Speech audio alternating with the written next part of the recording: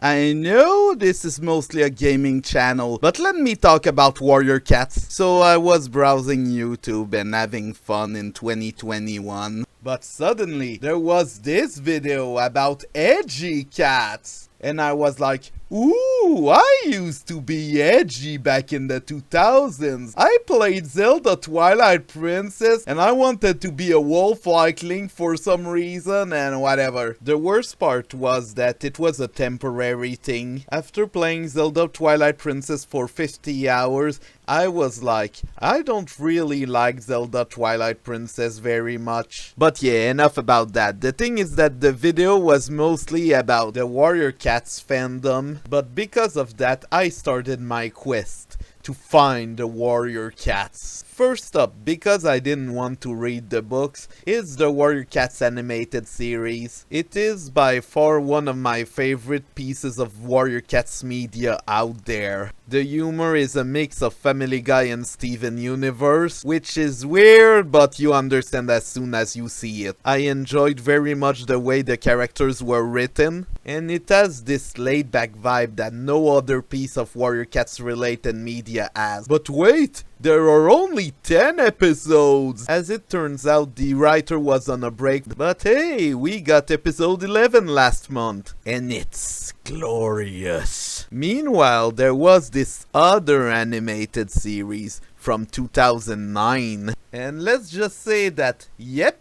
this is from 2009. Absolutely from 2009.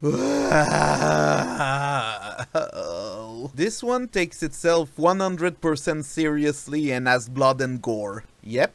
This was 2009. So yeah, let's just say that I moved on to Moon Kitty. Okay, the thing about Moon Kitty is that you will have to get past her voice. I got used to her voice very easily, but I know some people will have a hard time. Hard time? Seriously? My English aside, I really enjoyed listening to her, summarizing warrior cats in the most dry and mildly cynical way possible. Maybe not as cynical as Rick and Morty, but you know. Morty. What is it, Rick? They are warrior cats in the garden. Oh jeez, oh man, Rick, what do we do? The same as we do, Morty. We kill them. Oh jeez, oh man. Either way, her summaries are very interesting and mostly accurate. But because it sounded so insane, I started reading the books myself. But apparently these books are called La Guerre des Clans in French. And you know what's the worst part? It has the same name as French-Canadian version of Family Feud. And the only reason for that is that the French version of Family Feud existed only in the 90s, but then resurrected in 2009. Warrior Cats was created in 2003. So whenever I talk to my French-Canadian friends about these books, they're like, you mean the show? And I am slightly disappointed again. So I started reading Into the Wild, and then I realized something. Yeah, I really don't like the writing of these books that much. The first few chapters go in a bit too many details about how the cats can get their ball pit privilege removed. That's the best way I can say this. And also, underdog story. I just don't like underdog stories very much, mostly because Hollywood has tired me. Same thing with shonen anime. I don't care how much you want me to pity the poor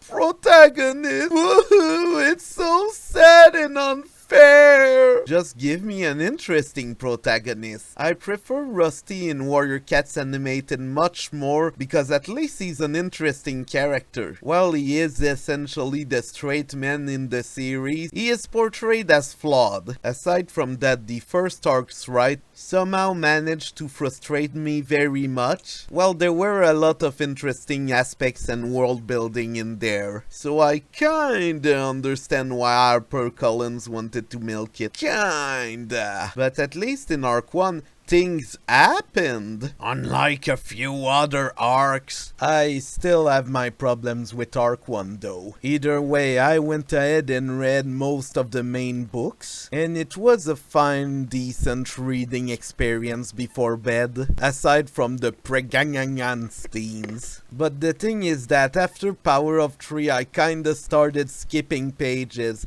over and over and over, because Omen of the Stars bored me so much that I pretty much skipped 2 books. So when I got to Dawn of the Clans, my patience was already at its limits.